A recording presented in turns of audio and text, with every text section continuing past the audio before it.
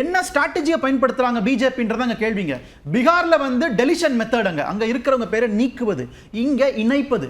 அதாவது பீகார்ல இருந்து வட இந்தியாவில இருந்து ஹிந்தி பேசக்கூடிய லேபர் இங்க வராங்கல்ல, இவர்களை பேர்களை இணைப்பதற்காகவே உருவாக்கப்பட்ட ஒரு மாடல் தான் இந்த எஸ்ஆர் மாடல் தமிழ்நாட்டில். இப்போ 97 லட்சம் பேரை நீங்க இருப்பதா சொல்றீங்களா? இந்த 97 லட்சம் பேர்ல எத்தனை பேர் வந்து இந்த புலம்பெயர் தொழிலாளர்கள் உள்ள இருக்கிறாங்க என்பதை நம்ம விசாரிக்கணும்.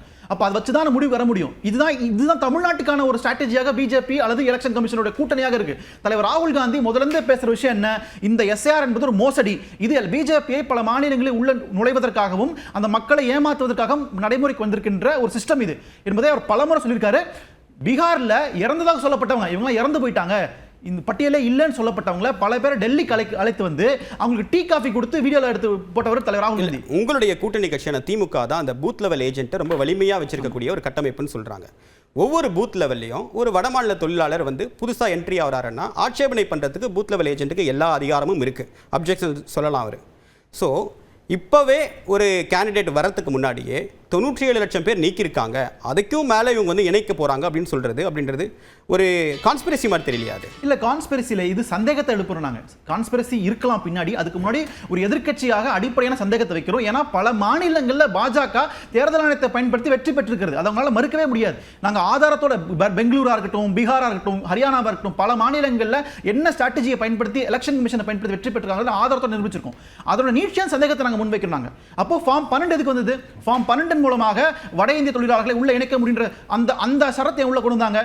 அப்போ அவங்க பிஜேபியோடைய ப்ராஸ்பெக்ட்ஸா மாறுறாங்க, பிஜேபியோட ஆதரவு வாக்காளர்களா இருக்கிறாங்கன்றத அவங்க கருதுறாங்க. இது ஒரு செலக்டிவ் டார்கெட்டிங் மூலமாக அவர்களை திருப்பி உள்ள கொண்டு வர முடியுமான்ற முயற்சி நடக்குதுங்க. அதுதான் நாங்கள் சந்தேகப்படுறோம். எதிர்க்கட்சியாக சந்தேகப்படுறதுல என்ன தவறு இருக்கீங்க? அப்போ அதை வந்து நீங்க மறைக்க கூடாது இல்லைங்க நீங்க. அப்போ இப்போ வடமாநில தொழிலாளர்கள் ஒரு குறைஞ்சபட்சம் திமுக அரசு இந்த மைக்ரண்ட் எம்ப்ளாயீஸ் சம்பந்தமாக ஒரு டேட்டா எடுக்கிறதுக்காக ஒரு கன்சென்சஸ் கண்டக்ட் பண்ணீங்க. அது முழுசாக முடிக்கிறதுக்கு முன்னாடி நிறுத்தப்பட்டது. என்ன காரணத்துக்காக நிறுத்தப்பட்டது? ஒருவேளை அந்த எண்ணிக்கை தெரிந்திருந்தா இதை நீங்கள் கிராஸ் செக் பண்ணியிருக்கலாம்ல? நிச்சயமா இல்லை சார், அதுதான் இப்போ என்ன சொல்ல வரேன்னா அந்த சென்சஸ் டேட்டாவை ஸ்டாப் பண்ணது இவங்க தான். இப்போ அந்த டேட்டா இருந்ததுன்னா நம்ம யார் இவங்கன்னா யாரு? இல்லை, ஒன்றிய அரசு தான். ஒன்றிய அரசு தான் டேட்டா எடுக்க இல்லையே, தமிழ்நாடு அரசு கண்டக்ட் பண்ண சென்சஸ். அது வந்து என்னன்னா ஒட்டுமொத்தமாக சென்சஸ் எடுத்துக்க வேண்டிய டேட்டா அது தமிழ்நாடு அரசு முயற்சி பண்ணுச்சு. அது அவங்க தான் தடுத்தாங்க, அதை எடுக்கக்கூடாதுன்னு தடுத்து நிறுத்திட்டாங்க.